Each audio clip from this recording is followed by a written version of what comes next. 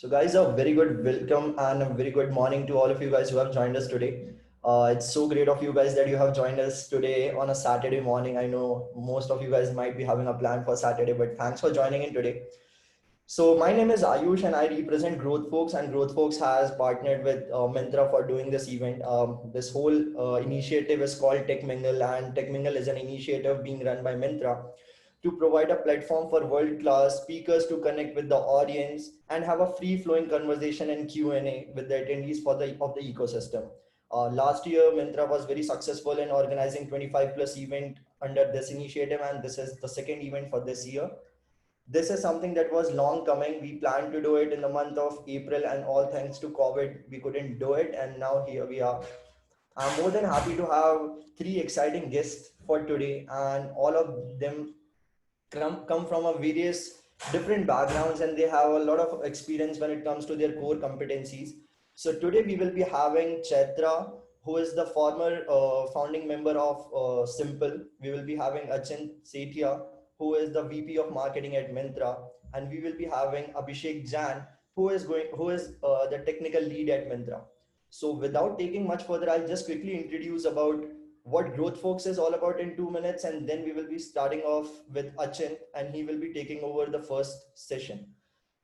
So Growth Folks is a community of growth enthusiasts and growth marketeers. It all started 3.3 years ago, and now we are a community of 750 plus growth enthusiasts. Uh, we have our offline presence in 9 cities of India, and we have done close to 70 plus events. We always wanted to collaborate with Mindra, and when Swapna approached us, we were more than happy to join hands. We recently launched our website, so you might be very much interested in checking it out. So it's www.growthfolks.in. Do check it out and let us know if we can be of any help to you. Okay, so moving on to the flow of this event, how we will be going about this event is that one by one, all of the speakers would be presenting a session that would be lasting for 15 minutes max. Once that is done, we will be having a free flowing Q&A sessions wherein you can feel free to ask the questions. So without taking much further time, hi Chatra, hi Anchit, hi Abhishek. Great to have all of you over here. So I'll Yeah, just quickly Ayush. introduce. So Chatra would be taking the very first session. There is some sort of change in the flow. So Chatra would be taking the very first session, and let me give you a brief about Chatra. So Chatra was the founder of one of the most popular startups in fintech sector, which is Simple. An engineer by training, she started coding when she was 9 years old. She went on to get an MBA from Stanford. She believes in the idea of a portfolio career. She always knew that she wanted to start something on her own, but before she did, she wanted to gain as many diverse and interesting experience as possible. In her career, she has built an AI inspection system for Apple to deploy in their manufacturing lines, convinced the CEO of Sony Pictures Television to put their content online, led to the creation of Crackle, helped a Mexican cinema giant launch in India. She is an Airbnb superhost, enjoys carpentry, history, and hiking. She is now working on her next startup, a fintech venture focused on women in empowerment. I'm sorry. Very happy to have you here, Chaitra. All over to you now. Please take the session, and I'll see you towards the Q&A. Thank you. Please unmute yourself. Yeah, Thank you, Ayush. pleasure. So I'm just going to start sharing the screen. Yeah.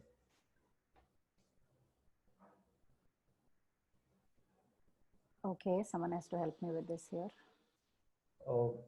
It's you can see a screen in the center. Oh, yes. Button in the center. Yes, share the screen. Okay. Yeah. So do you see my presentation? Yes. Okay. All right. So when Ayush, Ayush spoke to me and he said that there was this webinar on growth hacking and he wanted me to talk about growth. I was like, okay, I mean, it's such a vast subject, right? It's like you can write multiple PhD thesis on this, and where do I start? And one of the things that I have found personally is the way I remember things is I remember things through any concept, whatever it is, I remember it through stories, right? So here's what I'm going to do today. I'm going to share 3 stories, and then we will talk a little bit about it. I'll using those 3 stories, inferences that I have drawn from learning about those 3 stories. So I think on your screen, what you can see right now is basically somebody saying, please don't tell. So here's the story of Please Don't Tell. So there were 2 guys, Brian Shabiro and Chris Anista, 2 guys who grew up in New Jersey eating hot dogs all their life. And sometime in 1999, they decided that, hey, New York doesn't have the same kind of New Jersey authentic hot dogs. Like how in India, you know, you have these like people from Madras are like, we want Madras sambar and not this Udupi sambar that's served in Bangalore, right? Something like that, the equivalent. And so these guys decided that we want to start up a hot dog joint. So they did 2 years of research, and then in 2001, they were ready. They started what is called as Criff Dogs. Criff Dogs is one of those iconic hot dogs restaurant that you will get in New York City. And they ran it. It was really, really successful. They were doing very well. But in a few years, Brian started feeling a bit like, what's my next growth thing? Right? Like, how do I go from always start a bar? Who doesn't want to start a bar, right? Like that cocktail shaker, you stand behind the bar, you have interesting conversations. If you're single, you get to pick up dates. So he decided that, okay, I want to start a bar. And then, but in New York, downtown Manhattan, you have innumerable number of bars, right? Like how do you stand out? How do you differentiate? How do you get people to come to your bar? That was not clear. They tried a few, they did a little bit of what is called as growth experimentation. They created, they experimented with various drinks at the hot dog place itself. They had like some frozen margarita. They put some Jägermeister in the fridge, but nothing seemed to work. And they were like, what do we do? And somewhere during this journey, Brian remembered this. He was visiting a friend actually, who was an antique dealer in New York. And at his friend's place, he saw this phone booth.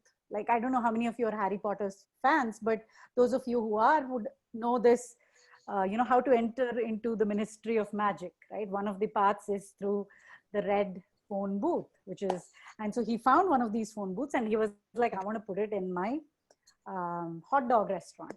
He took it, but that and this uncle had designed a secret closet. Like, come on, tell me, any one of you, like how many of us would not die to have a secret closet in our home? Even if it's just a simple bookcase, right? That can be hidden and can swivel around and suddenly there's a closet. So Brian was like, you know what? I think there is something here that I'm going to work on. So from there started this bar called Please Don't Tell. So if you walk into Criff Dogs today, what you see is Criff Dogs, of course. And at the end, somewhere in the back of Criff Dogs, you see this little phone booth. You walk into the phone booth, you can actually, there is a phone with that rotary dial. You dial number 2 and you just pick up the receiver thinking that it's a game. But no, actually somebody on the other side answers the call and says, hey, do you have a reservation? I mean, let's say you don't have a reservation, but maybe it's your lucky day and they have an open spot. The back door of this phone booth swings open and voila, you are in a very hipstery New York bar. There's nothing different about this bar from those 100 other bars that are there in downtown Manhattan, except 1, it's called Please Don't Tell, and 2, this is how you enter into this bar. What do you guys think? How do you think this company did? They did really, really, really well, right? Like they started, so they had this system where they would open for reservations at 3 p.m. and there were no phone reservations. You had to show up at their restaurant at Criff Dogs and line up. And by 3:30, the reservations were completely gone. So it's, if any of you visit New York, Criff Dogs is still there. And so is Please Don't Tell. One of you should visit it. And that was a phenomenal growth hack that they came up with, right? How to differentiate from these other hundreds or thousands of bars that are in downtown Manhattan. I'll tell you the next story. How many of you have used blenders? I guess all of you. And so let's see this. Just watch this video for a few seconds.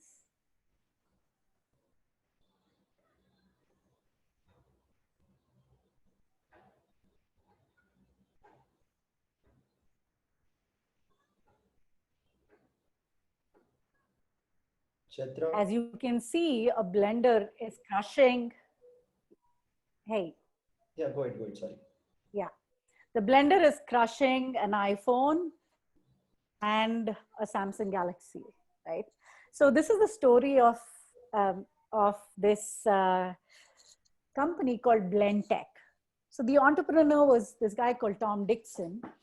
Sometime in 1999, he founded this company called Blendtec, which made blenders. And a year later, he hired his friend, George Wright, who was a marketing executive at some other company, to come and do marketing for Blendtec. Now, George was like, the previous company that I used to work for, my entire marketing budget was bigger than the revenues of Blendtec. Like, what do I do? How do I get people aware about something as commoditized as a blender? He was just looking around for inspiration. One of those days over the weekends, he walks into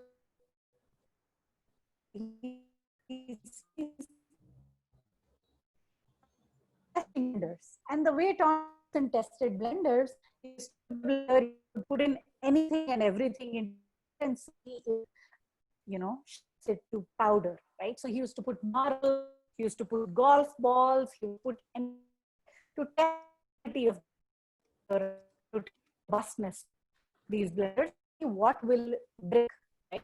What will break the blender? Watching Tom do this, and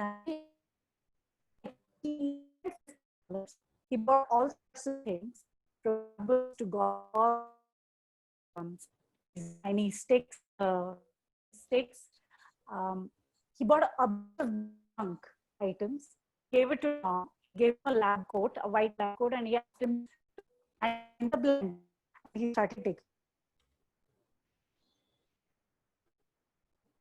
Guys, yeah, guys, I guess there has been some network issue with Chitra. Chitra, please unmute yourself. I guess, uh, yeah, now you can speak. I unmuted you. Yeah. Okay. At what point did you lose me, Ayush?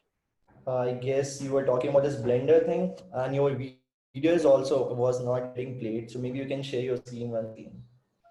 Is my screen visible? I mean, it's the same that You that need was to playing earlier. do the same thing again. Like share the screen once again. I see. Okay.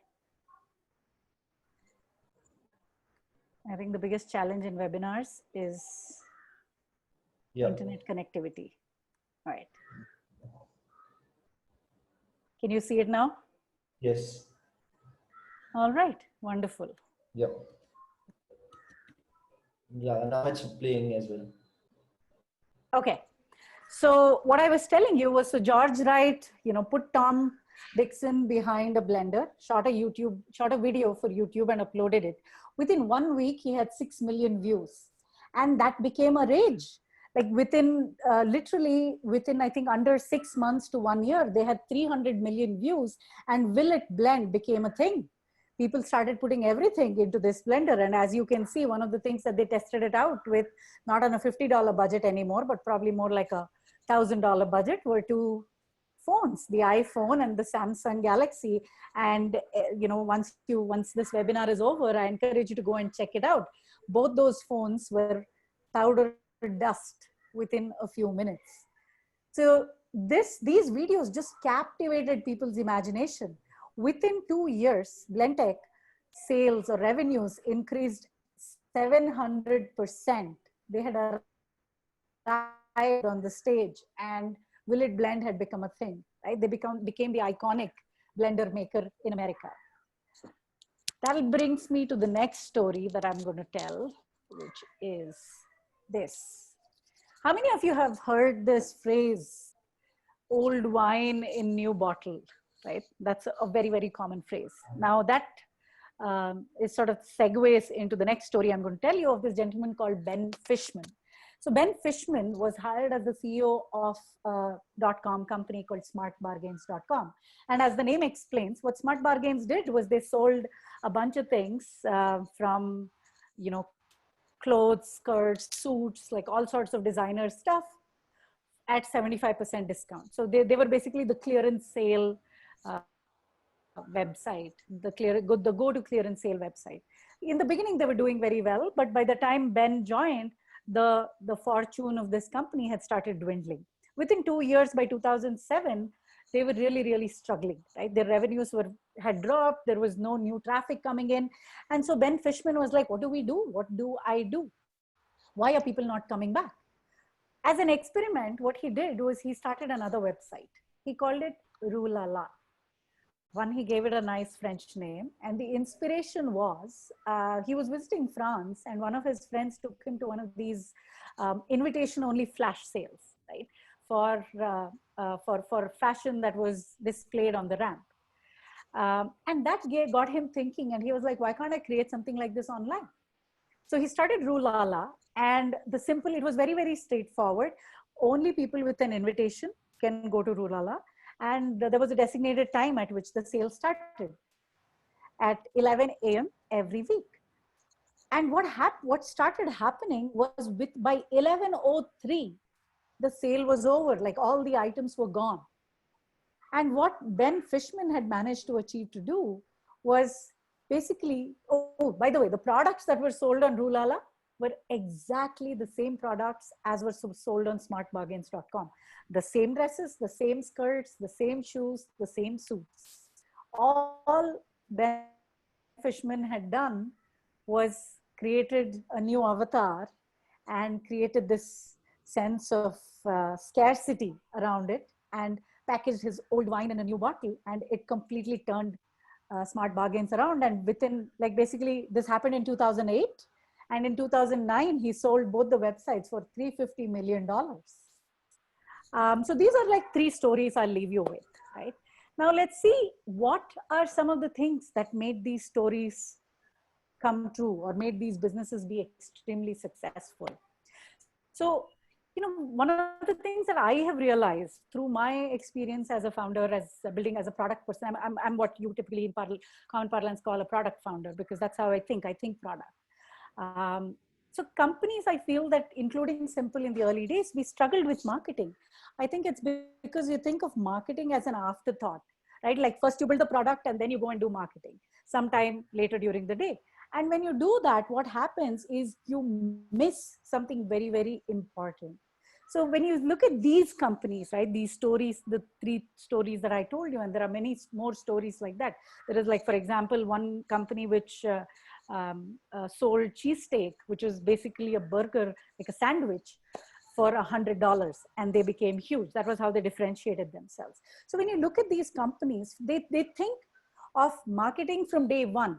They think of how do I bake in marketing, or how do I bake in interest in my product or service or my idea. They are thinking about it literally from day one. So what that means is, as a founder or as a product manager or whatever you're doing in your respective company, when you're thinking of creating a product, instead of thinking of how to create a product, you got to think about how to create a conversation piece, right? Because what you need to build is a story. So when you take such an approach, you increase your chances of creating a social epidemic. Like all of us are sitting in the middle of a pandemic right now. So think about what you all understand, how basically how coronavirus spread is how you would want the word of mouth to spread for your own product or service, right?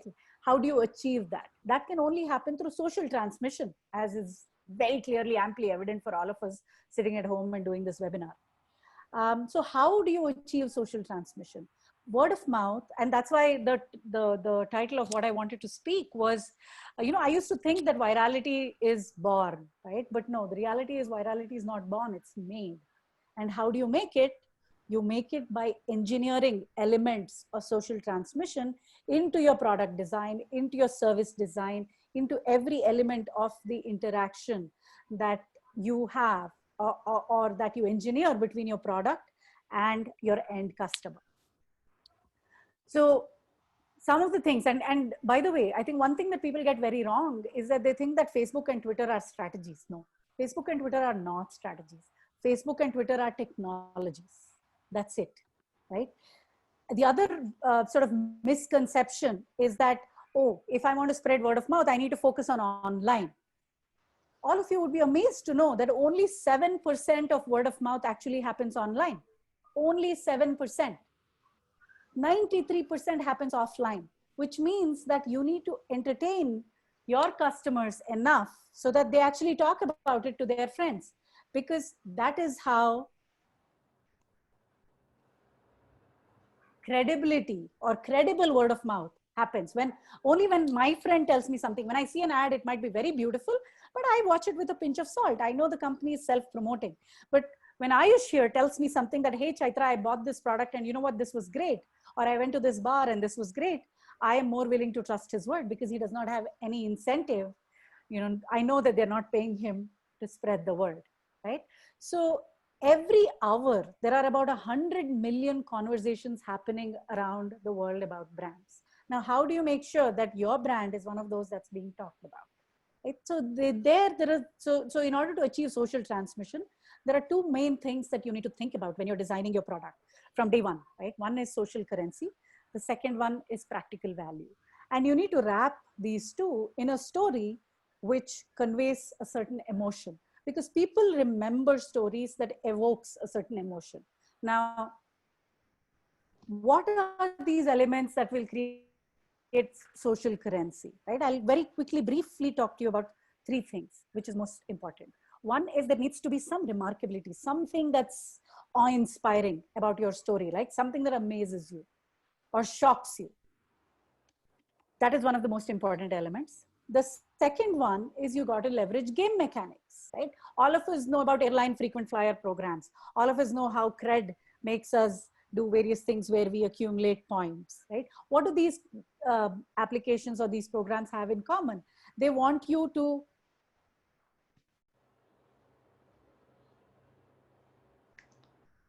Chaitra, I guess there is again some connection error at your end. Are you able to hear us? Okay, I believe. Just a sec, guys. Chitra, are you there with us? Okay. I guess she has again lost her connection. So I could see on her screen that she is almost done with her presentation. So but she was in mid of explaining something. So with what we can suggest as if like let's move on with the next session that Achint has to present, and towards the end maybe we will have Chaitra once again explaining about the three key factors for what she was talking about.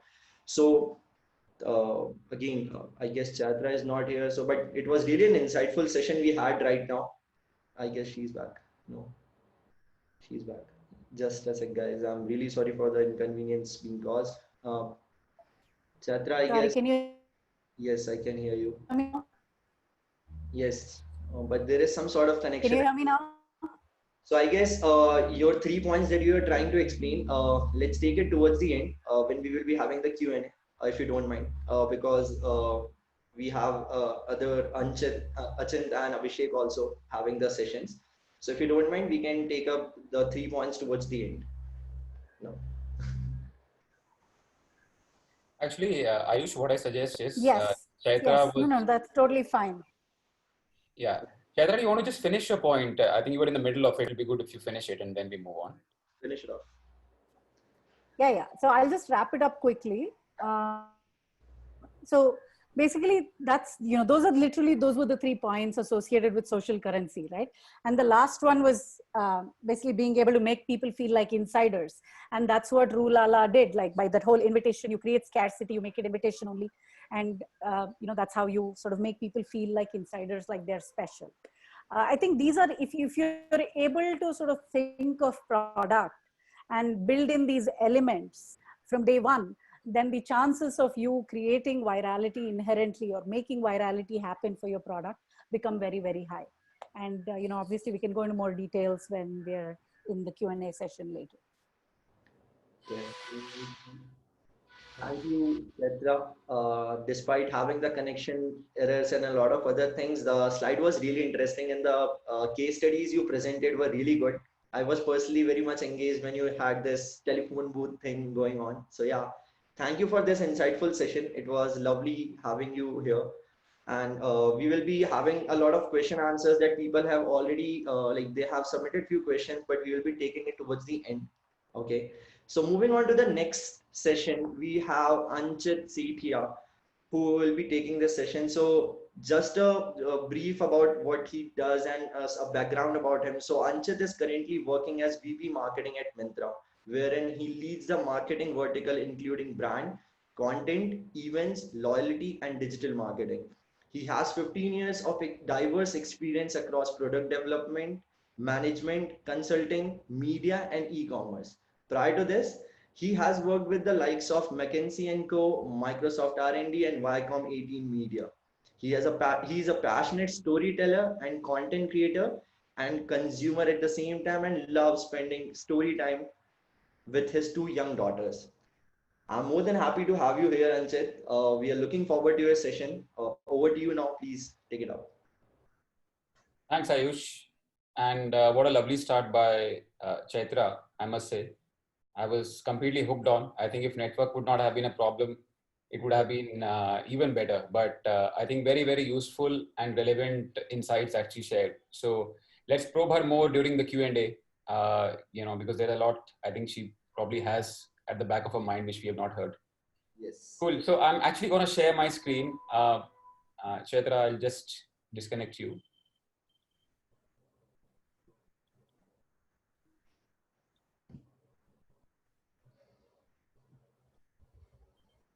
Can you see?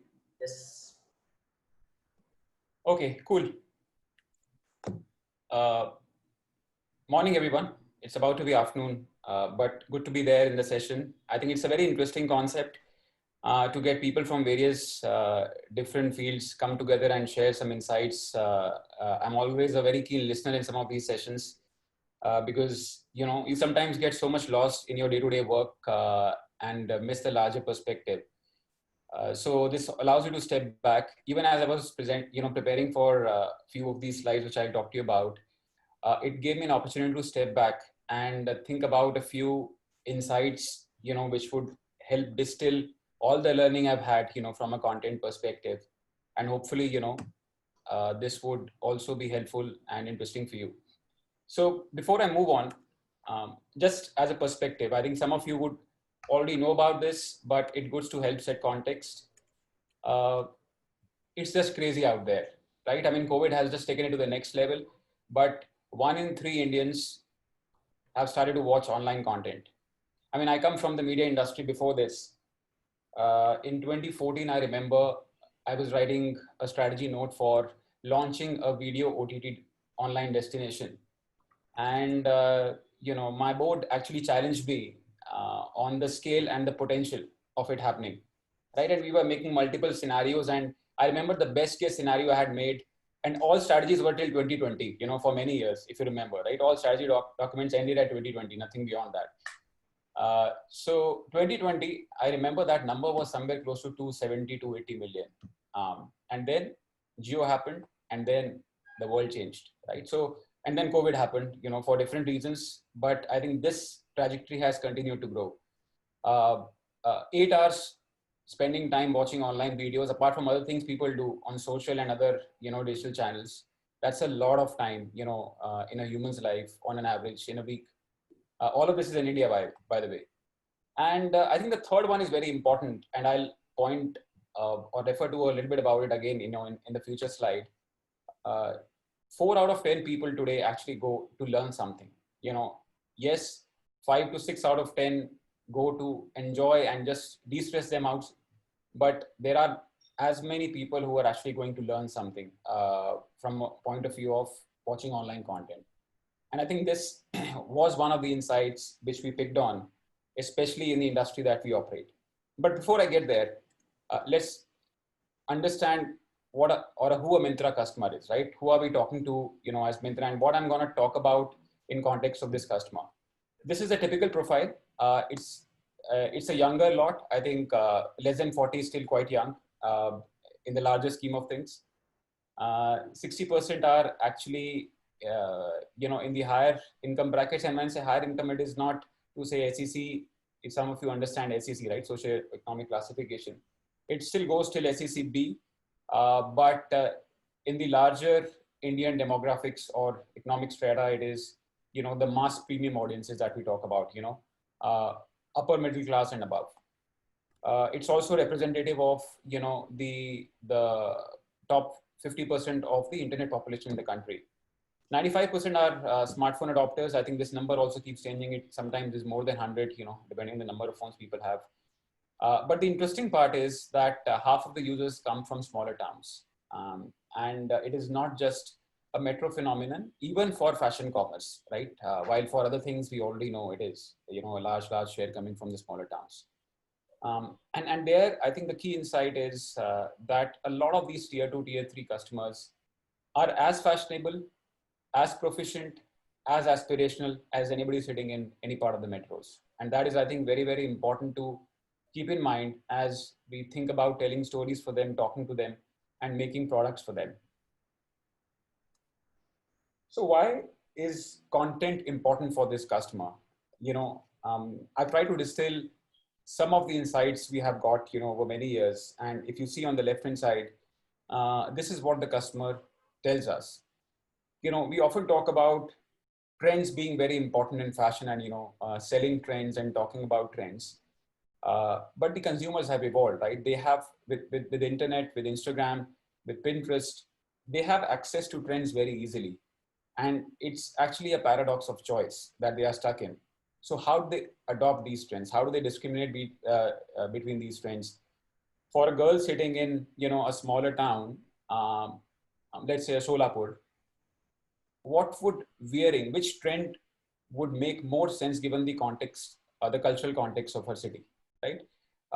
These are some of the questions that are top of mind for people at scale in the country. It is not just about knowing something. It's not just important to know that, yes, a certain kind of trend like an animal print is doing well, but how do I wear it on a kurta set? If I have it on the top, what do I wear at the bottom? So they need nuanced insights. They want to become more educated about it, right? The whole learning piece that I spoke about. Men as well, right? They want to know first before they decide, right? More and more, people are moving towards understanding what would this mean to my personality? How would I stand out amongst my peer group in terms of the way they perceive me after I wear this? If I'm actually a senior leader in the organization, then how I wear and dress would mean something to people versus if I'm a, fresher or still a relatively junior person in the company. I think the perception is driven through your dressing sense, and a lot of people want to know the nuances of that. And yes, they go to Instagram, they go to insight content, bloggers, influencers. It helps build a lot of perspective, but it's too much information at the end of the day, right? And that's what's confusing to people.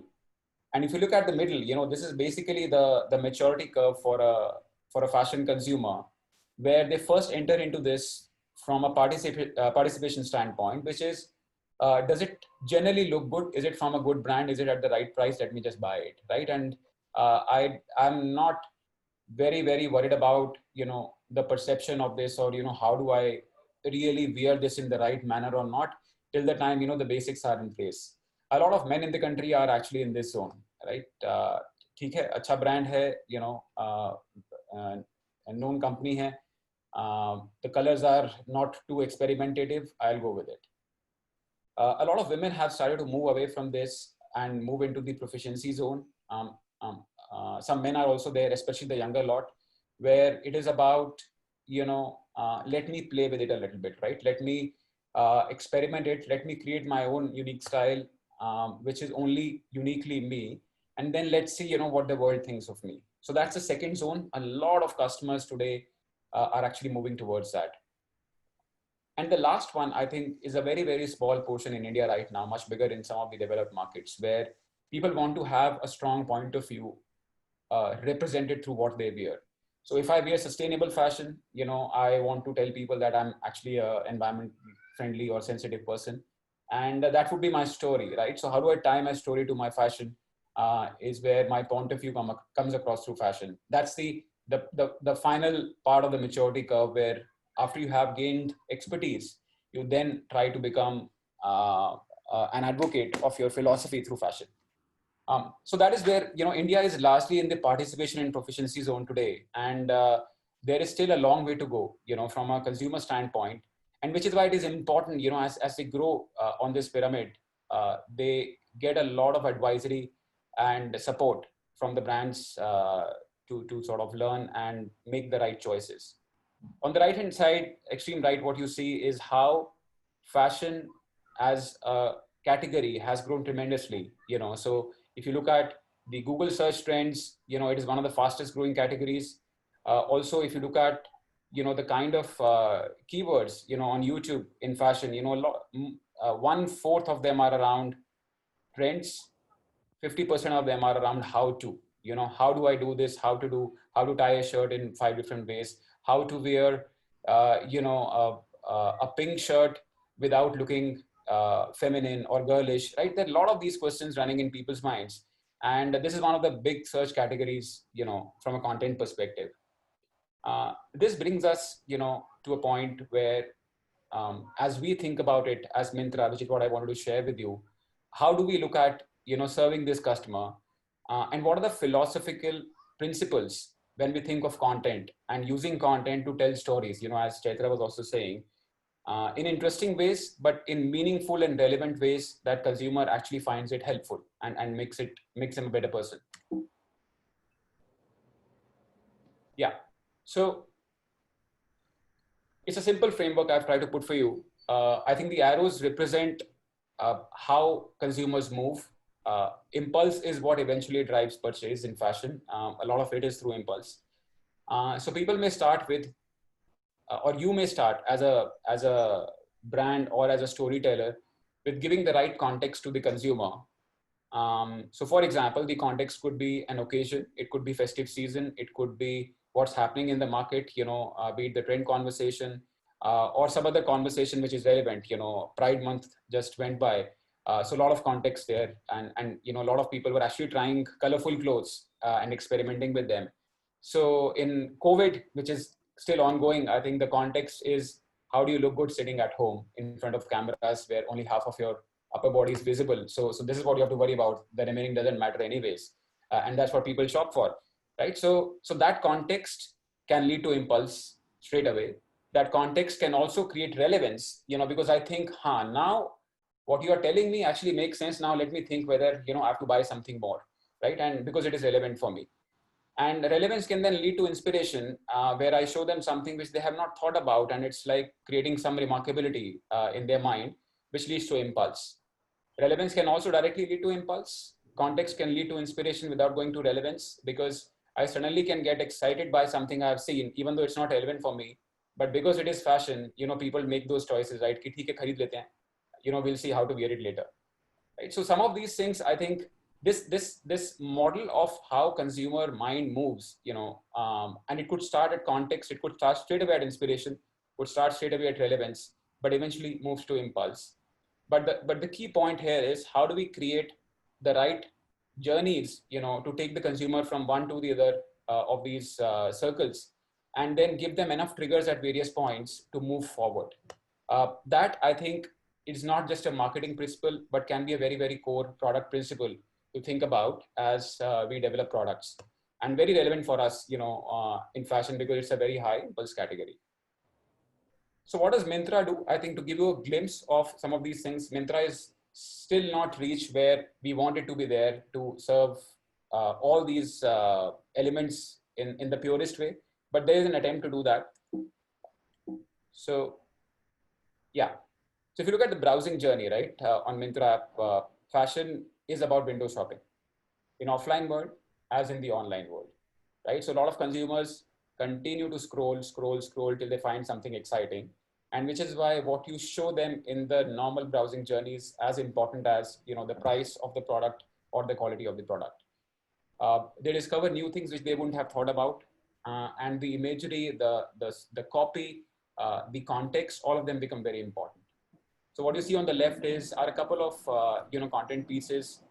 Even if you open Myntra today, you will find that in the browsing journey, very relevant for people, entice triggers them to think about, okay, what is it that I'm missing at my home? So let me go and see.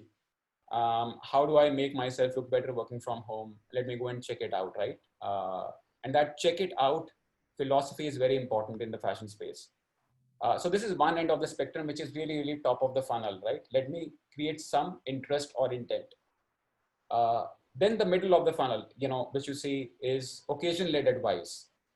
So this is something which we bring to our consumers through a property called Myntra Insider Masterclasses, which is short 18 to 20-minute sessions by the top celebrity stylists of the country, where they talk about a specific topic. In this case, you see an example of Tanya Ghavri, who's a stylist for many of the leading female celebs on wedding time fashion. Interestingly, in COVID, this was one of the most viewed content on the platform when there were hardly any weddings happening. But people prepare for weddings way in advance. So they were, probably looking to buy that for the Q3 of this year or later, or their own weddings, which may be happening next year. But how do I look good? And it's not just about how do I look good for my wedding, it's how do I look good for someone else's wedding who I'm close to. And there is a lot of questions people have in their minds, right? So this is slightly more sharper. It's through the experts, people, and the way people engage with this piece of content is by asking a lot of questions.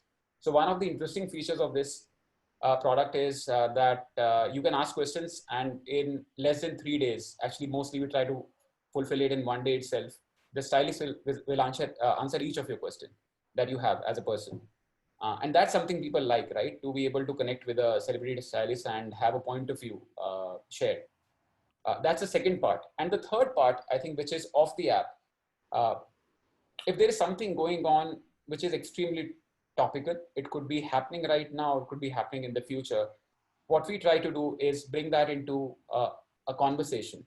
So last year, actually last year in 2018 end, we looked at the calendar of films coming in 2019. And on January 14th, Gully Boy was supposed to be released. Right. So for 3 months before that, a lot of conversations had started on streetwear, rapping, and that full part of the ecosystem. And we thought it's a great opportunity for us to go and have a conversation, because streetwear is one of the largest conversation driving categories when it comes to fashion. So we launched this campaign straight out of street on 22nd of, actually 14th of Feb, sorry, let me correct the date. On the Valentine's Day, the movie was released. On 22nd of Feb, we brought this campaign out, and it was an immediate sort of success, right? I mean, people were already in the state of mind on talking about, everything that Ranveer Singh was doing, and the whole, the gang there, and this is basically Seven Bantais, which is a very popular rapping gang from Dharavi. And you can see their fashion sense. They're extremely fashionable. They have very, very nuanced sense of how to wear street, how the fashion represents who they are, right? And they brought some very, very, very touching story about themselves and their growth, which consumers immediately picked on and loved. Yep. Similarly, the next was IPL, the entire season in April and May. And we launched this campaign, Myntra Fashion Your Sport. Again, talking about it from a fashion perspective, so Sudhir, the first image that you see, the one person you would have seen in all matches. And we say, okay, everyone knows that Sudhir is a great fan, but no one has told his story from a fashion perspective, right? And if you talk to Sudhir, he tells you, the way I color my body is the way my personality comes out, right? My fashion is my soul. My fashion is who I am. And if I just remove all this, I'm nobody. No one will even recognize me, right? Similarly, there are fans of Dhoni who color themselves, or Chennai Super Kings who color themselves completely yellow, right? And write Dhoni in big letters. And they spend 6, 8, 10 hours preparing for this, right? This is their fashion, right? It need not be clothes all the time. And this is who they are. So very interesting stories again, which consumers liked. But I think the more important thing there, what I want to convey is it was the context, the topicality of the conversation, which was bigger than the story itself. And that's how they picked up. So think about in your, business journeys, what are, and if you calendarize this in advance, right, there will be definitely 5 to 10 opportunities throughout the year where the topicality would, pinpointed match, where you are in your growth journey. And sometimes it will come ad hoc. What has happened with Roposo, or any of these Trail or any of these apps right now with Chinese apps getting banned, I think it's not that they were completely unprepared and things happened and now they're preparing. They had been preparing for it, but they had not estimated that this would happen, right? But because they were prepared, the impact, and they're getting the goodness of it. Now, depending on their preparedness, they will see how many people retain and continue with them. But it is this opportunity that comes in every startup's life, in every company's life. And it's very important that you are ready for it and grab onto it. Perfect. The last part of it, is the relevance and inspiration piece, which I spoke about. And how do you ensure that shoppability is there as an option to create that impulse behavior or serve that impulse behavior?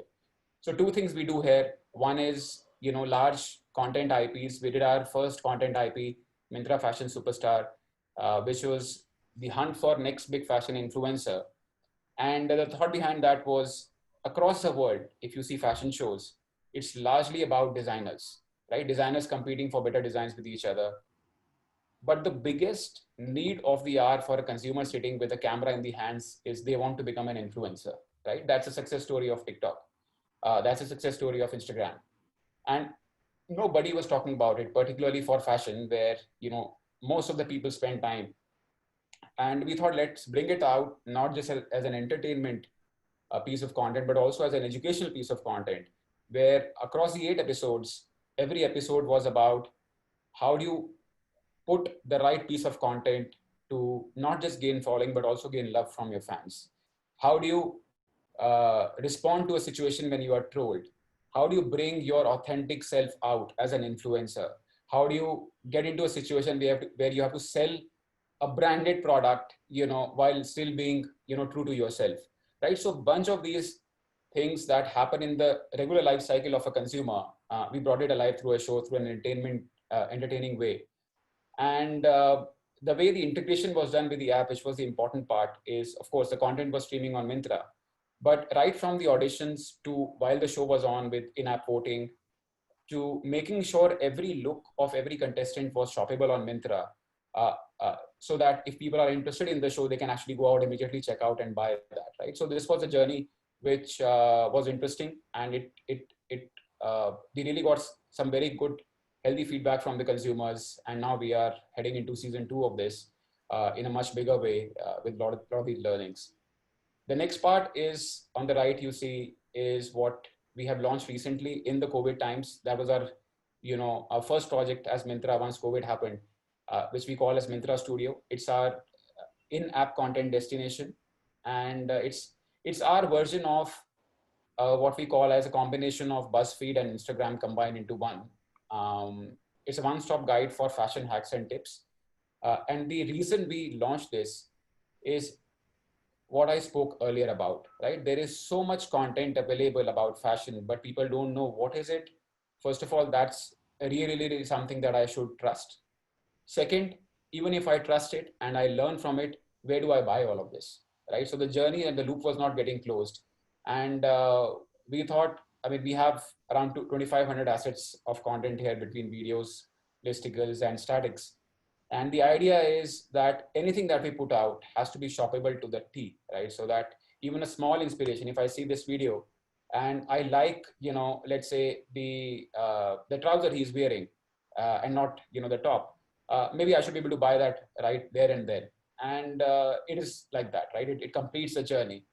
And then there's a lot of celebrity fashion and gossip, a lot of branded content, our brands, we have 3,000 brands, they bring their content to the platform and sort of create these lot of DIYs, hacks for the consumers to learn more and then get inspired in the fashion journey, right? So this is how we are trying to address the inspiration piece of it, the relevance piece of it, and creating enough and more reasons to serve the impulse of the people by making it immediately shoppable. So that is all I had for today. I think to think about, I would encourage you to reflect back on, are you setting the right context?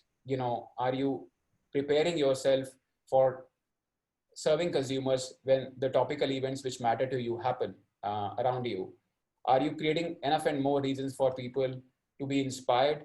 Are you creating enough and more reasons for people to feel that the communication is relevant for them and they can see themselves in the communication, in their shoes? And then depending on your category, whether it's a impulse or even a non-impulse category, is there all of this leading to that funnel objective and outcome? And think about content from a business first perspective, then from a creative first perspective, will always, probably give you much more leverage in terms of how you're able to use content to tell these stories and bring consumers back to your platforms. Yeah, so that's all. Thank you so much, and happy to take any questions at the end. Thanks a lot, Achin. Like that was really insightful session when it comes to like when you were explaining the whole Myntra thing. That was really great. Thanks a lot for helping us understand how things work here. So now moving to the last session for the day before we join the Q&A, we have Abhishek Jan who would be taking the final session. So a little bit introduction about Abhishek. So Abhishek is a triple IT Delhi pass out and he is currently working as tech lead for Myntra. He's one of those who has a practical approach towards everything, and that has been his success mantra while working with Myntra for last couple of years. He is currently leading the storefront platform team, leading authentication, experimentation, and segmentation platforms. He's a core tech guy who loves architecting system and working with exciting new technologies. We are really happy to have you here, Abhishek. Over to you now. All the best. Thanks, Ayush. So, yeah, Achin and Chaitra, that was a very good start. And in fact, very enlightening talks. Definitely talking about content and talking about how virality is kind of made. That was really insightful. Coming to my talk, this is going to be a little bit technical and about how we kind of built experimentation platform at Myntra to launch such projects that, some of the projects that kind of are launched at Myntra. How can we kind of experiment over those? How can we see that will those products be actually successful? Will the customers actually like those or will they dislike those? Those kinds of things are essentially taken care by the experimentation platform. How a product manager kinds of thinks that, okay, my product, is it liked by customer or is it disliked by customer? Or can we gain insights at the early life cycle of the product launch itself instead of going forwards and then looking in the end life cycle of the product that, okay, it was not a successful product, it was a negative kind of a result and I need to scrap this product. That's all experimentation is about. I'll share my screen and we'll see how the experimentation platform was built at Myntra and how we kind of do experiments at Myntra.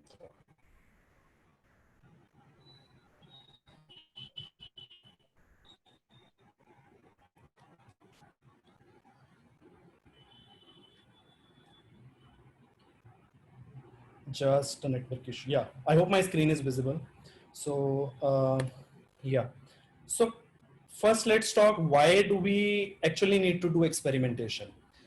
In any B2C product, whenever you want to make a decision, let's say, will my product be successful? Will my product won't be successful? Whether the feature that I'm launching actually is a good feature, that decision making is a pretty tricky job. And experimentation kinds of helps into that. As I said before, that we want to know in the early life cycle of the product that whether my customers actually like this or not. How does experimentation essentially happens is we compare a control variant, which is nothing, but let's take an example.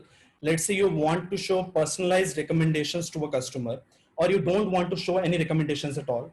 Or the third case where you want to show recommendations which are static for every user, but not personalized experience. You take three of these variants. Your default variant is wherein you say that I won't show any recommendations at all. Your test variants are where you say that, okay, personalized recommendations versus non-personalized recommendations. You kind of compare these variants, again, a sample set. Your sample set would be your customer base itself, a small kind of a customer base you take out of your entire customer audience and run that experiment over those and see that what kind of insights that you can gain.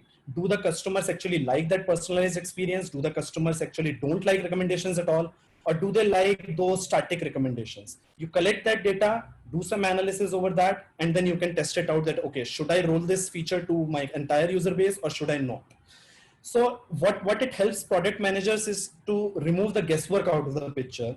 it completely removes that guesswork and instead have that data driven decision. So you don't need to guess that, okay, my customer will like this or my customer won't like this, but you have that data driven, you have that data that you gain from those insights while rolling out those three buckets of my personalized, non-personalized, or nothing at all. And you see that, okay, what is better? Take the data driven decision and roll that out. Experimentation also actually helps out to roll out only those features which you are pretty sure with your data, with your statistical analysis, that it is sure to make positive results, and it would actually help out in increasing some metric. That metric could be your revenue, that metric could be, let's say, my order rate is increased, or something out of the thing that I would gain positively from while if I roll out this feature. Experimentation also helps in that scenario. So let's talk about how actually at Myntra we started experimentation. With the inception of experimentation, when we kind of decided that, okay, we want to roll out any feature with experimenting, with gaining insights without doing any guesswork, going over data driven decisions, we decided that, okay, we want to build a platform wherein we would want to go and do some experiments. But the problem at that point was that we wanted to roll this feature pretty quickly. We wanted product managers to enable to do their experimentation at a very fast rate, but building products takes certain time. And we were also, the customer base of Myntra was not that very large. This is the story that I'm talking here about is about like 7 to 8 years back, when the experimentation was in pretty inception phases. So we decided to build a pretty basic service which would just do a random kind of an allocation. Randomly a user came, we would allot into a certain variant, and there are no particular insights over what kind of a user base are you allotting. So if let's say you want to run an experiment, let's say you want to give personalized recommendations to people for winter clothes. Now let's say we divide, let's say in India what happens is, during winter times in north, yes, winter clothes are pretty much in trend, but in south, winter clothes are not that much in trend. What would happen in this case is, because you are randomly allocating without having any insights over the user, what kind of a user base are you allotting, it could happen that you might end up showing recommendations to the users in south for winter clothes also. Not a very good experience. Also, because this is a pretty naive kind of a service, what used to happen was that the bucket allocation metric, that whatever this user came, I allocated him personalized recommendations over let's say the user is coming over one platform, which is, let's say, an Android phone, but the user is also a user of Myntra website. What would happen is, because we are storing this information at client side itself, what ended happen is that at mobile app, user would see personalized recommendation, but for his same login ID, when he's logging on Myntra website, he would end up seeing non-personalized recommendations or no recommendations at all. That is a very bad experience. We would want the user assistant, whether they are seeing it over mobile app or let's say over any other platform. Another kind of thing, what used to happen with this was, because there was no in-house capability that was integrated with this experimentation. We were using Google Analytics at that point. Having pretty granular, extremely granular and custom kind of metrics that product managers came up with was a little bit challenging. Also, the platform was limited to a certain set of experiments. If users wanted, let's say users wanted to do an experiment over home page, or let's say over your home feed, over your PDP page, over the list of products that the users was kind of seeing. Multiple such experiments that the users wanted to do at a time, it was not possible with this naive kind of a service. And that's where we tried, we gained this feedback from customers, from product managers, that from the customers in this case, for this experimentation platform, are product managers and developers at Myntra. And we kind of saw that, okay, the need of having a full-fledged platform is coming up, and we wanted to do unlimited kind of experiments at a very large user base. The platform should be able to cater to that, and over multiple clients, the experience should be kind of same. maybe a granular kind of analysis, but the system should automatically collate those metrics and produce the results at the very end that, okay, my experiment is successful, or should I roll out this feature, or should I not roll out this feature? Should I stay with essentially what I'm currently serving? So that's where the platform kind of evolved, and this is where we are at. So what we decided was that the bucket allocation metrics that bucket allocations for a particular user, we need to store it at our end. Instead of giving that responsibility to the clients, that responsibility should be with the server itself. And so essentially that is where we decided that, okay, that data should be stored with us.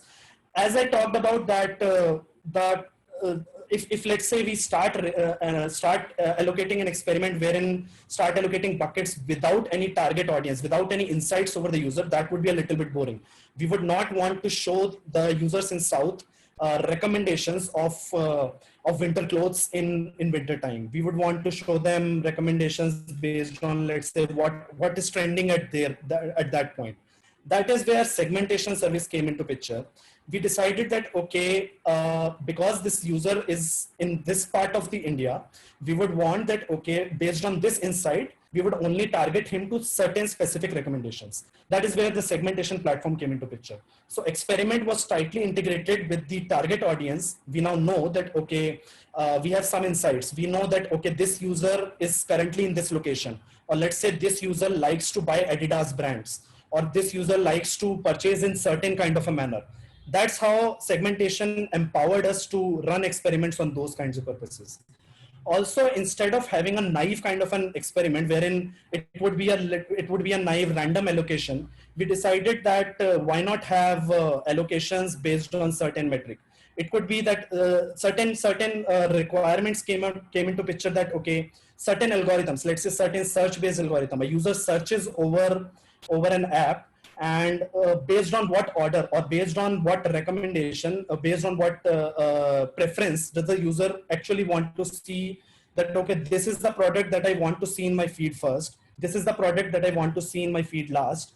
That involves some training kind of algorithms, right? So based on that requires a certain kind of a static kind of a set that, okay, I can run this experiment only over this user base. I cannot run this experiment over my entire user base. That's where certain targeted experiments came into picture. One of the basic problems with running these multiple experiments over certain pages was, let's say you want to run experiments over home page, which are being targeted that, okay, running this experiment would increase my CTR by certain threshold, by 5%, let's say. So users, CTR means click-through rate. Essentially what that means is that, okay, when I click on certain page in my experiment, actually I would land to a product page. I would land to a certain page. Now that particular rate would increase by, let's say, certain threshold of 5% or whatever. You run certain experiments based on that same metric. Okay, you ran first experiment on homepage, my CTR is increased by 5%. So users are landing up to list page more than 5% by a certain threshold in that feature rollout by, let's say, 5%. You run a second experiment, again your CTR is increased by 5%. You run a third experiment over homepage, again your CTR is increased by 5%. Now all these three features are rolled out. Are you sure, are the product managers sure that my CTR while rolling these three experiments would actually increase by 15%? You cannot be sure.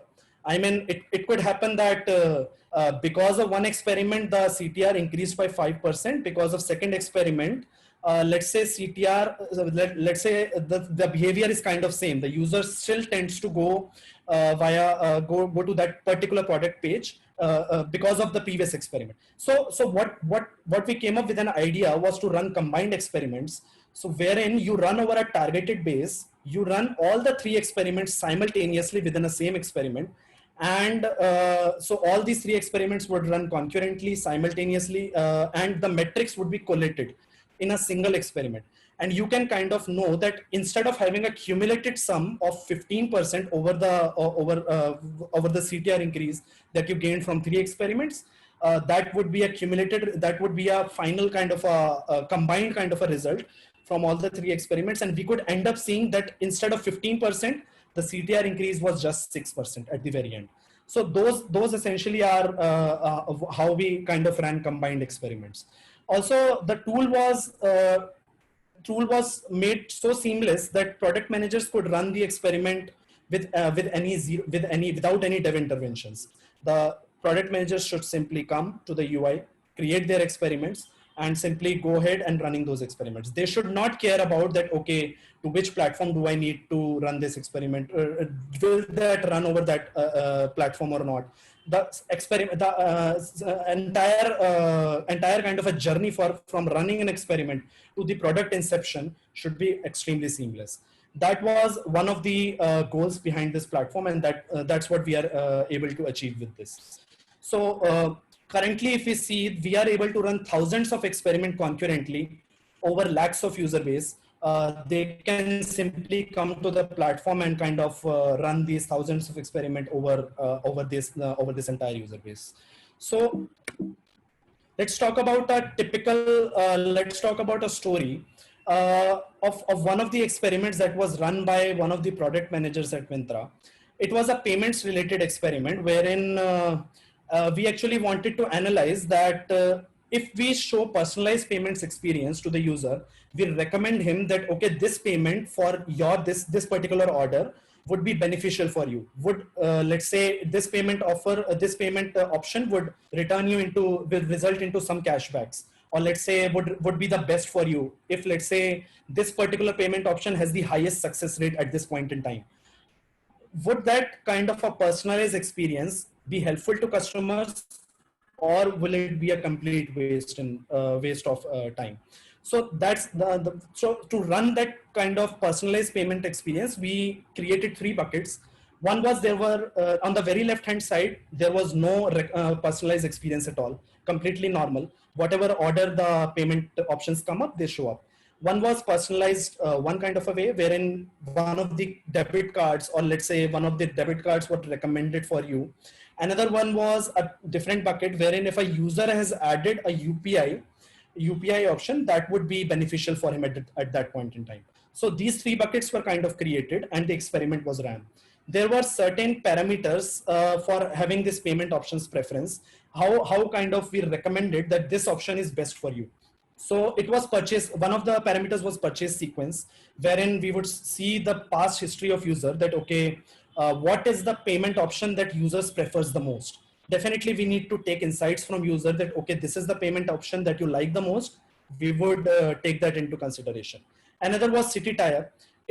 From our analysis, we saw that the metros, the people in metros tend to use one kind of a payment option, while in tier 2, tier 3 cities, people prefer a different kind of a payment option. That was also taken into consideration.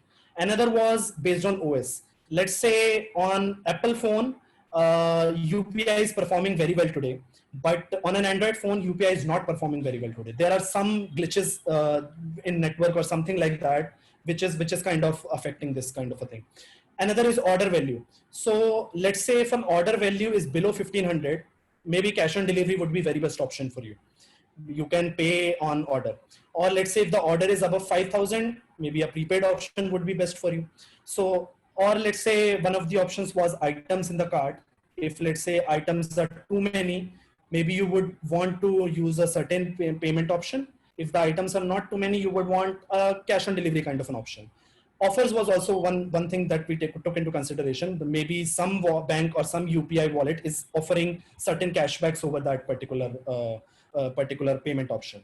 So based on these payment options, we kind of analyzed all these payment options, we weighted them out and throw out the recommendations to the users. So there were 2 algorithms that were running. One was for test bucket 1, one was for test bucket 2. In both the buckets, we kind of saw that from the journey of user adding the products to cart to actually placing an order, that kind of increased by 30 basis points and 20 basis points respectively in those 2 buckets, compared to when there was no payment recommendation at all. Also because we were giving more and more recommendations to users that, okay, for this particular order or for this particular set of items in the cart, a COD would be the best option. That share increased by 60 basis points and 50 basis points in two buckets. The revenue, there was no impact on revenue, but the kind of metrics, when in kind of metrics from cart to actually placing an order did increase, because users at Myntra, we have tend to see that irrespective of, even if there are failures, users are loyal. They actually place an order after a certain point in time, maybe not at this point in time, maybe after a certain point in time. So another thing that we started showing in this experiment was, if let's say a certain payment option is failing, there is low success rate on that particular payment option, we would show that this payment option is experiencing some issues. Let's not use it for now. We would not recommend that particular option. What used to happen because of that was that actually success rate of order increased by 20 basis points, because many times we have seen that orders used to get cancelled due to the reason that payment option was failing. Payment didn't go through successfully. Orders were automatically cancelled because of that. Also, when we started showing that, okay, these payment options are actually failing at this point, why not use cash on delivery at that point in time? So COD order rate also increased by 20 basis points. And because of this low success rate, we actually saw that revenue per user kind of increased. So which the metric of which is currently shown on screen, by 40 basis points. And with this kind of an experimentation flow, we were able to kind of infer that yes, showing a personalized payment experience compared to a non-personalized payment experience would actually be much more helpful to the user. And we analyzed that yes, why not roll out a personalized payment experience to entire user set instead of rolling it out to a sample set which we used for this experiment. That is how a typical kind of an experiment helps in rolling out typical features and removing the guesswork completely out of the picture and simply stating that yes, this feature should be rolled out. This feature is good feature and liked by users actually. Your metrics, your data actually shows that yes, you should roll out this feature. So that is how we kind of run experimentation at Myntra. That is how a typical experiment flow looks at Myntra. And yeah, I hope that kind of gives insight at the experimentation platform at Myntra. That's all from my side. Yeah, thank you. Thanks a lot, Abhishek. I don't come from a tech background, but it was really clear to me how the segmentation and personalization things are happening at your end. And that was really insightful of you. So we have got a couple of questions already. I myself have come up with a set of questions which I'll be shooting at you guys. But before that, let's start off with questions that we have from our attendees. So the very first, I guess you guys have already answered a few, but let's say the very first question is for Achin. How are you able to identify upcoming consumer trends beyond fashion? Siddharth wants to ask, please. Yeah, Siddharth has asked two questions. Yes. Yeah, let me answer both of them. Okay, so the very first question is, are you creating content basis segments or generic fashion? Are you drawing pen profiles of consumer segments to create it? If you are, what kind of third-party data you are using to enrich your own consumer data? Yeah, it's a very good question, Siddharth. So the answer to your first question is, are you creating content basis segments or generic fashion? The answer is yes, we are doing content basis segments. The way we segment consumers is our own internal, segmentation, which is more psychographic led, which what I mean by that is basis the personas and the emotional payoffs that the consumers seek for, when they make their fashion choices, rather than, just pure play demographics or something, right? So for example, we have a segment called Trendy Sunshine Girls, which is our young, 21 to 25-year-old girl. She could be anywhere, right? It doesn't matter whether she's in a metro or a tier 2 town, but she is internet savvy. She is extremely insightful about fashion trends. At the same time, she wants to experiment a lot, but she doesn't want to stand out. She wants to belong to a group, but in her own unique ways. And then what we try and do is map down some of these personas and the behaviors to the kind of buying behaviors we see on the platform.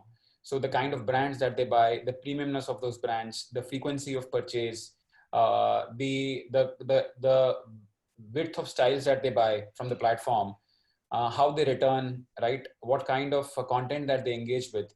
So the good thing is, because we are a platform ourselves, we have a lot more first party data, which helps us get to a very close approximation on what the consumer is looking for, than looking at third party data for this one. So that hopefully answers your first question. Did I answer both the questions? Sorry, I see both of them going away. No, I like the second question is, how are you able to identify? Are you able to identify consumer trends beyond fashion? So again, I think like every consumer person will tell you, just be aware, right? I mean, today there is enough and more information available around you, be it on social or be it on in general what's happening from what other brands are doing, right? For me personally, a great teacher of how cultural contexts are changing is actually the film industry, right? So just imagine, I was telling this story to somebody else yesterday. Till late 2008, 2009, 2010, the films which used to cross the 100 crores on box office were the films that were shot either in a extremely urban setting, or films which were high on comedy, or films which were, probably in the zone of thriller or mystery, but led by a A-grade actor, or a big seller. If you look at the last 7 to 8 years, a lot of that has moved, from tier 1 towns to tier 3, tier 4, even rural towns. Yeah. So what Ayushmann Khurrana has been doing, what Dangal showed us, right? What Sultan showed us, right? This is also a representation of how consumer in India are evolving, because they want to see stories which they can find relatable to the larger country, right? People want to actually see themselves in the films, not just from the point of view of the house in which it is shot or the setting, but also in the emotion in which it is shot. So a lot of this, so what happened in Gully Boy, for example, the example I was taking, it was not about the film per se, it is about the mood of, being able to stand up and say your voice, right? That rebel mood was what that film actually brought out alive in a very beautiful way. And that, I think, is there across the country in various occasions that you see. You can call it armchair activism or something else, but it is there amongst the youth. So some of these things, I think, if you just be aware of what's happening across fields, right, it gives you a lot of good perspective on the trends. Perfect. Thank you, Achin. Moving on to the next question. I have a question for you, Chaitra, because of your network issue. That topic was half held. So I just want to know, how do you create that social currency that you were talking about?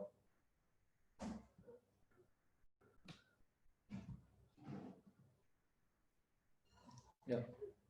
Good question, Ayush. And I think so. There are three main elements to social currency. One is the whole remarkability of, see, the idea to understand here is that people like to tell useful stories, right? Like they always like to make somebody else feel, to look good in somebody else's eyes. So when I'm at a party, I want conversation material. So I think a good story is one that provides conversation material to people. So it's the way to think about it is, the good story needs to evoke emotions and it needs to offer useful information. So when I tell a story which is remarkable, which inspires, like which makes somebody's eyes go, wow, then I have their attention. So I'm creating inner remarkability. Second is, and one of the ways to achieve inner remarkability is to just break a pattern that people have come to expect, right? Like people have come to expect, for example, now one of the things that people have asked me in the past is it possible to, like, how can you break remarkability? Like, oh, I should have thought it even before I started the product. I can't do anything right now. Take the example very simply of toilet paper, right? How can you find inner remarkability in toilet paper? One of the persons actually did this. What they did was they went into a bathroom and they put black toilet paper instead of white toilet paper. It created conversation material, right? People who just went to the loo and came out of it were like talking about toilet paper. So it just requires a little bit of thought, right? Little bit of ingenuity, a little bit of cleverness. You don't need anything fancy here. You can create remarkability out of anything. Second is understanding game mechanics, right? Basically all of us are inherently wired to achieve something more. We are all striving for more, right? And that is how do you bring about that sense of progress, right, to an engaged customer? All the gamification techniques, whether it's airline miles, whether it's your cred points, they're all around it. So cleverly apply some of these gamification things. There are mainly three things that you have to think about in that, right? One is tangible evidence of progress. That's why you have airline, like your point numbers. I had 10 points today, tomorrow I have 1,000 points, etc. Second is hierarchy matters to people.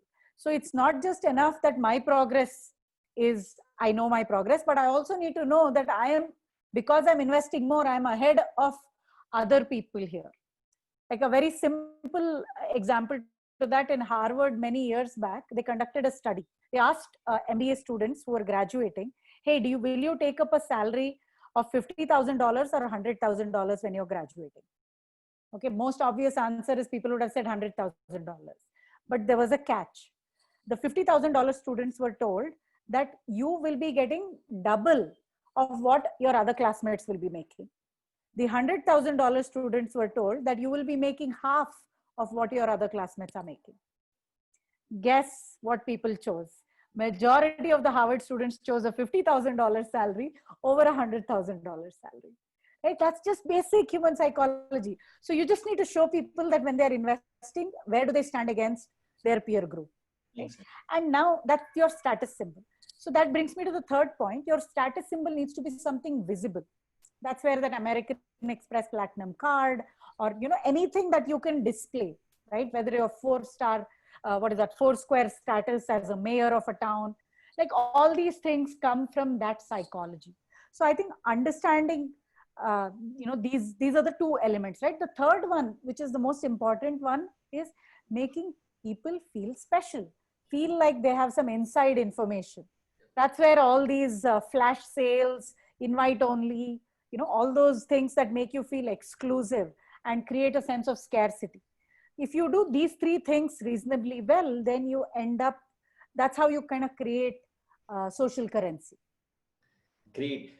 I'm being a fan of the case studies you use most of the times to explain things. Like this time, the Harvard thing was really exciting to know. So thank you for that. Moving on to the next question. Next question is for Abhishek. Abhishek, Jitendra wants to ask you, how do you solve for experimentation for new user since they don't have a user ID? How do you bucket them into segments or advertiser ID? So yeah, Jitendra, what we actually do is, because new users won't have a user ID, but they would have a device ID. Or let's say for any Android or an iPhone, they would actually have some unique ID with which we can identify. It could be an installation ID whenever you install an app, or it could be a device ID which is provided by manufacturer itself. So we use that ID and kind of use that for experimentation. Even if, let's say, we want to bucket them into segments, we would bucket them via using those device IDs itself. Yeah, I think that answers your question. That's yeah. All right, perfect. Next question is for Achint. Achint, what kind of success metrics like do you look at for a show like Myntra Fashion Superstar? What are those metrics which proves out to be the success metrics? Yeah. It's interesting. I think I was asked this question when I brought up this idea of the show, as to why a retail company should start doing shows, right? We are not a media company. So what's in it for us, sort of stuff. But, we are first a consumer company and then a retail company.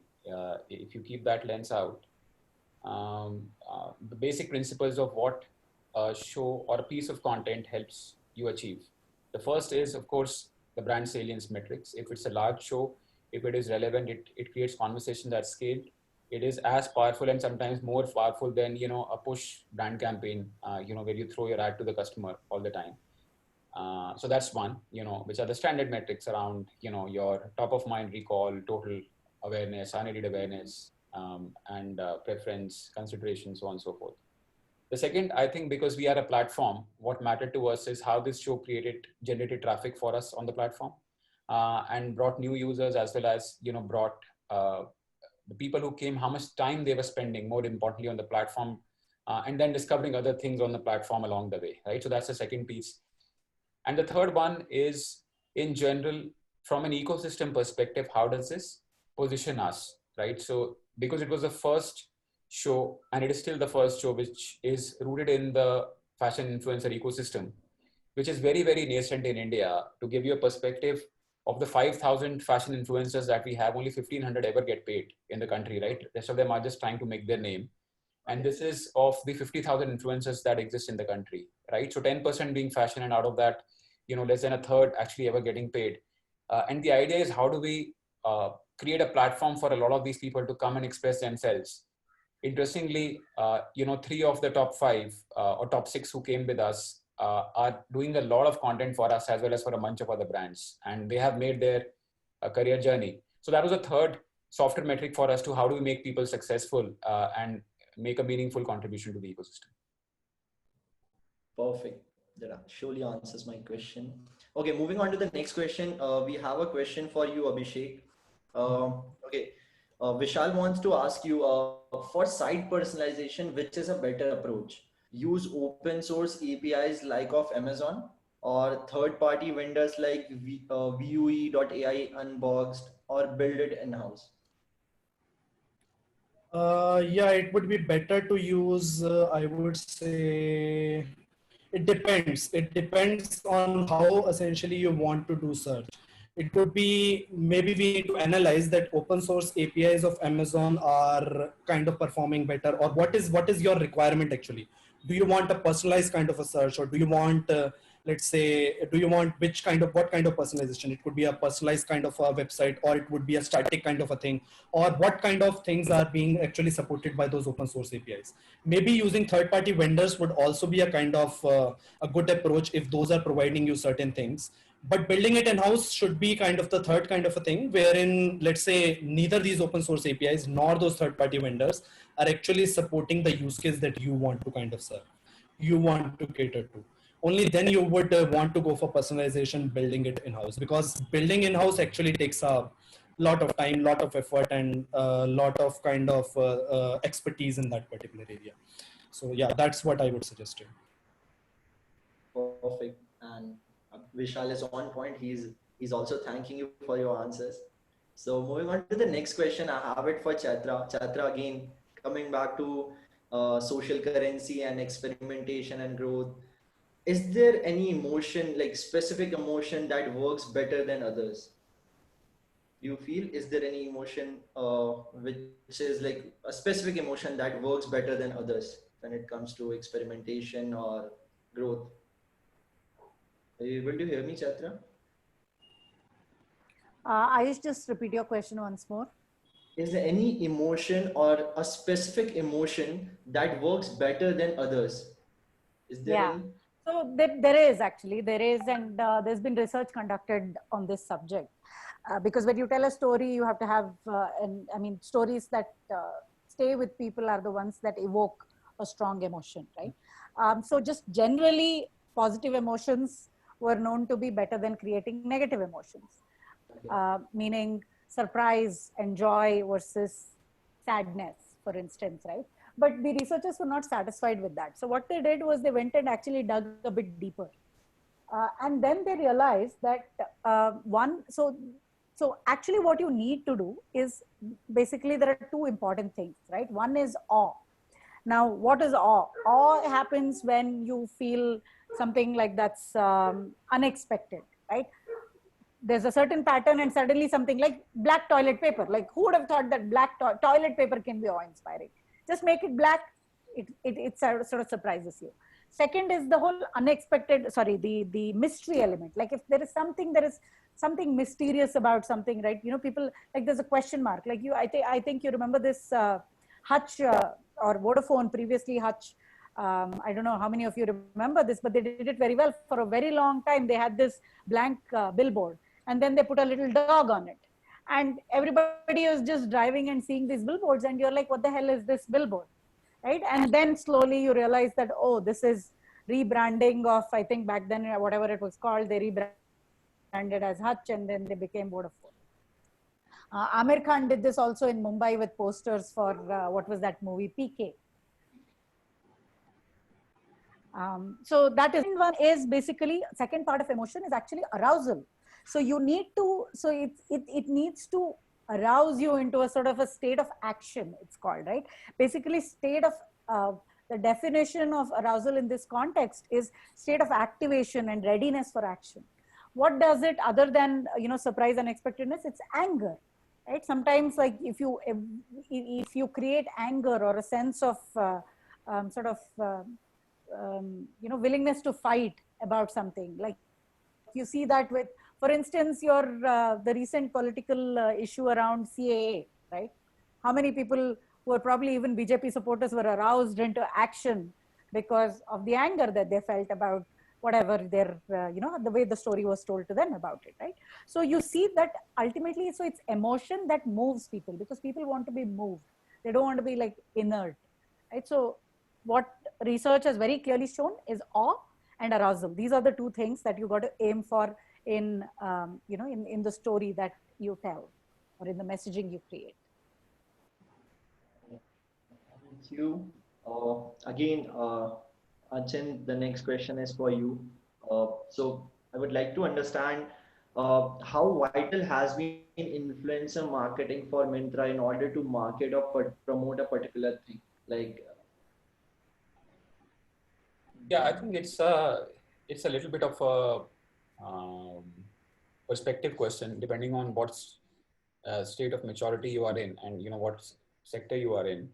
See, for fashion, because there is a lot of reluctance and lack of confidence amongst the general consumer in making that choice, it always helps to see it from someone who has reached ahead of you in that milestone, right? So that is the one thing which influencers bring to the table, and because influencers are also very keen to experiment and showcase their own unique ways.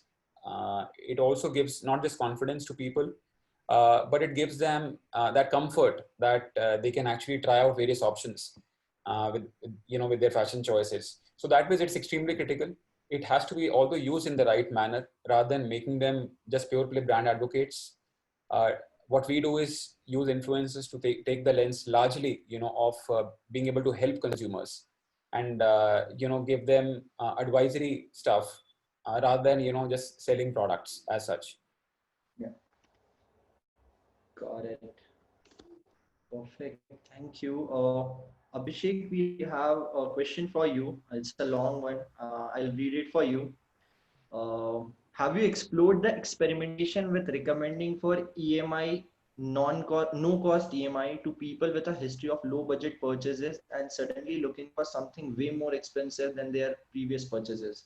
If yes, then why? If not, then why not? That's an interesting question. No, actually, we haven't explored this kind of a thing wherein we would first analyze that, okay, what is the history of that user, and should we recommend him a no-cost EMI or a EMI kind of a scenario. The thing is that we don't know that would that user actually, why did he made low-cost purchases. Maybe it might have happened that he didn't have that much trust in buying from an online platform, that particular customer, or let's say he didn't like to buy too many things online. That could also be a scenario. Maybe the trust is suddenly developed, and then actually maybe his experience has been good, and now he is trying to buy certain expensive items from Myntra. But yeah, that is definitely one good suggestion. Maybe we can try it out in future of recommending EMIs for those kinds of scenarios. Yep. Point taken. Great. Definitely. Uh, I guess this next one is again from Dhruva, and she wants to ask Chaitra. I guess, yeah, you might have read about the marketing strategy of Burger King training celebrities over their tweets, and that turned into a huge success. Can you please enlighten upon how it's related to consumer social influence? customer social influence, apart from the fact that influential celebrities are being linked with Burger King. If like you can also switch on to switch to a Q&A tab and read the question if you want, because it's a lengthy one. Yeah, so I'm seeing that question. I think I'll let me quickly look up what this Burger King tagging celebrities is, because I really have no idea. So once maybe you can go on to the next question. I'll quickly check it, what this is, and then maybe I'll be able to answer the question. Okay, so we will be taking last three questions because we are we are closing the time limit as well. So my next question would be for Achin. Again, going back to the slide that you presented and referring to your presentation, how Myntra Studio is different from Instagram, because you mentioned that it's a mix of Instagram plus BuzzFeed, if I'm correct, right? That's what you say. So how do you think it's different from Instagram? What's there in it? Yeah, it's a there are three levels of difference, if I may put it like that. The first is it comes with a lens of a destination for content and for learning fashion, rather than just a social platform where you are chasing likes or chasing what's happening in others' lives, your friends' lives. You come to studio to learn or get inspired, and that is the predominant reason why you would come to studio. That's one, which also reflects in the kind of content that we put out on studio. The second is the curation. Unlike Instagram, it is highly curated and it's focused around a few key themes. And it's not just anything and everything which people post on social in general about their lives. And the last one, which is the most important one, is it closes the loop. Every piece of content you see is actually shoppable. See, when we put out something on Instagram, even as Myntra, and sometimes we don't tag, people end up asking like questions, okay, where do I find this product? Can you send me the product ID? And so on and so forth. That experience has been made much more seamless on Studio, where you can just click and shop. Perfect. I personally haven't used Myntra Studio, but just out of curiosity, I want to ask, is there by any chance we are going to see some ads as well, just like Instagram? Coming in, sponsored? Yeah, I mean, it will be again contextual if it ever happens. I don't think it will be an ad monetization platform as such. It should not be ideally, but a lot of our brands would like to have a contextual conversation with the consumers. And that's probably something that we may see in the future. Definitely. That would be exciting. Thank you, Achin. Now, next question again is from Vishal, and I guess it's for Abhishek. So it's a generic question, I believe. Which is better for site search? Solar, Elastic, Solar plus Elastic, Solar plus Elastic plus AI ML. How do you go about it? Is it something specific? Yeah, so I would say that never use two kinds of search databases essentially. Either use Solar or either use use Elastic. If you try to use both of those, that would be a bad idea, definitely. So either use Solar or Elastic, and use AI/ML only if you want personalized kind of search, or let's say a kind of you want to build a model, you want a personalized search, you would want to run some certain algorithms over what you are kind of searching, then you would want to use AI/ML. Again, building it in-house, that would be a very bad idea. These companies, either Solar or Elastic, have years of experience building it over Lucene, and then kind of building these kind of search engines, building these kinds of search indexes. So it won't be a good idea to kind of go ahead and building it in-house. Either use Solar or use Elastic. Don't use both, definitely. Thank you, Abhishek. So I guess one question is there from Harshad, and I guess it's up for both Abhishek and Achin. Maybe any one of you can answer this. So he says, I really appreciate the way how you guys are using user events, user property along with product attributes. But where do you see ad servers moving in this segment? Do you see companies helping each other run ads on each other inventory with such data insight like Flipkart and Hotstar? I think, Achin, you want to take that up? Yeah, just a second. I'm trying to read the question. Just a second. I'll copy paste it. It's in the chat section. I'll redirect it to your window. Just a second. Yeah. Yeah, I have sent it across. Check it.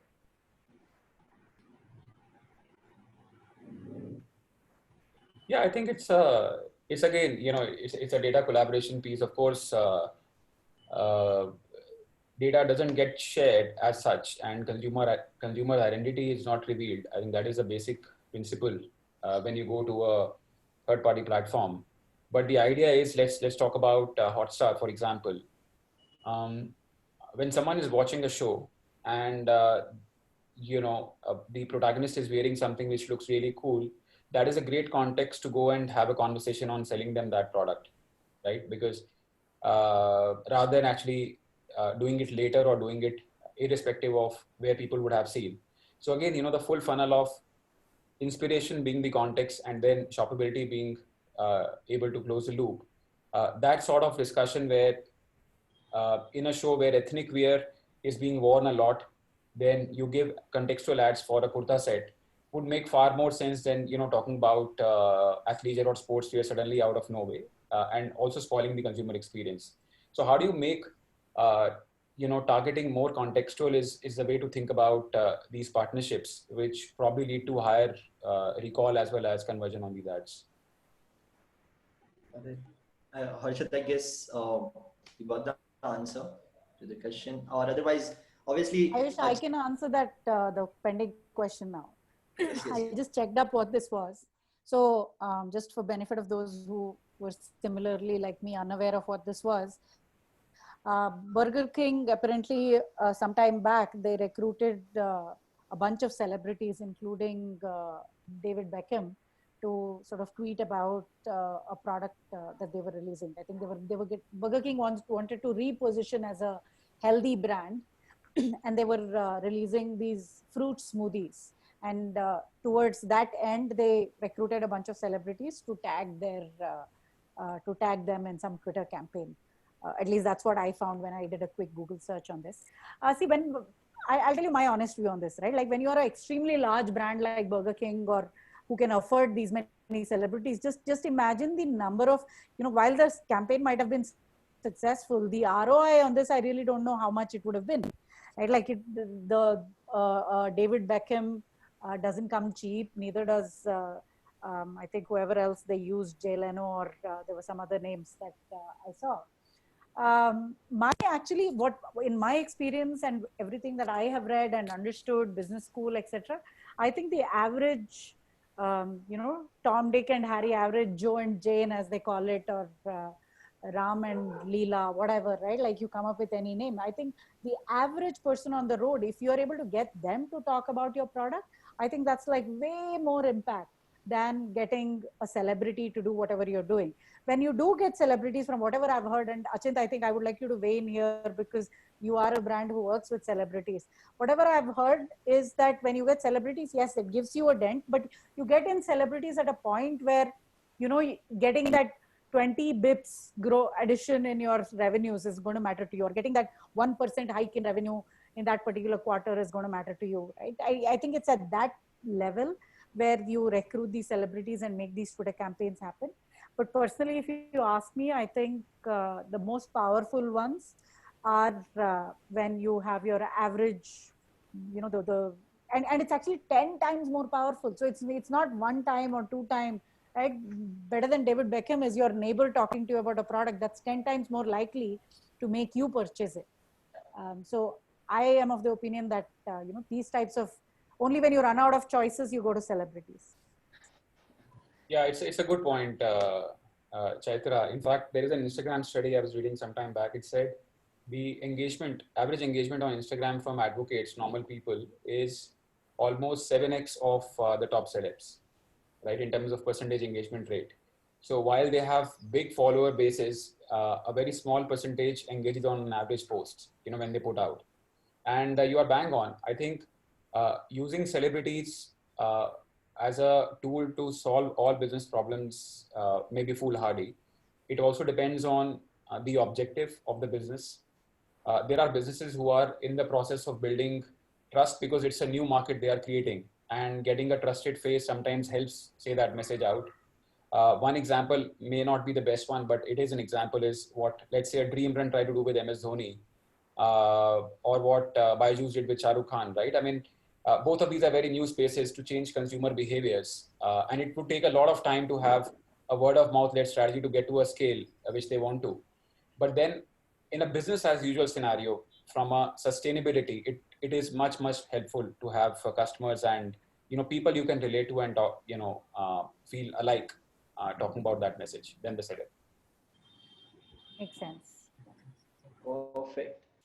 I guess we are done for the day. It was nice having such like intense question answer session going on, and obviously the slides and the presentation presented by each one of you was really exciting, at least for me, and I believe for other people as well, because they had a lot of questions to ask.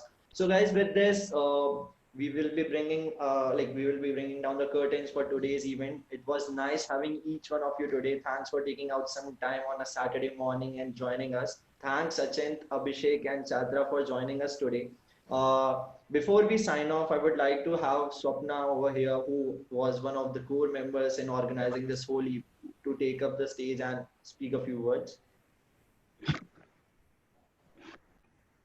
Yeah, Ayush, thank you so much for helping me out to draw this entire event. Thank you so much. Thank you to each and every panel for taking out time and making interesting studies around the discussions that we had planned for. Thank you to all the attendees and participating actively into the session and throwing all the questions that you had in your mind. I'll be shortly sending a Google form to all of you. And if you have got any more questions to ask to any of the panels, please feel free to mention those questions, and I'll make it sure that our panels address those questions for you. And we'll keep on happening such seminars in the future also. So please share your inputs about if there are any particular topics that you would like to cover up into next sessions. We'll be more than happy to host them. Thank you so much, everybody. Perfect. Thanks a lot. Have a nice day ahead. Thank you. Thank you. Thank you, Thanks, everyone. Swapna and Ayush and for joining Achint and Abhishek. Great Chitra. presentations. Thank you. Thank you, Anshul. Thanks, Abhishek. Thanks. Thank you. Take care, everybody. Have a good weekend. Same to you. Bye. Thank you, Achint, Abhishek. It was a pleasure having you today. Thank you.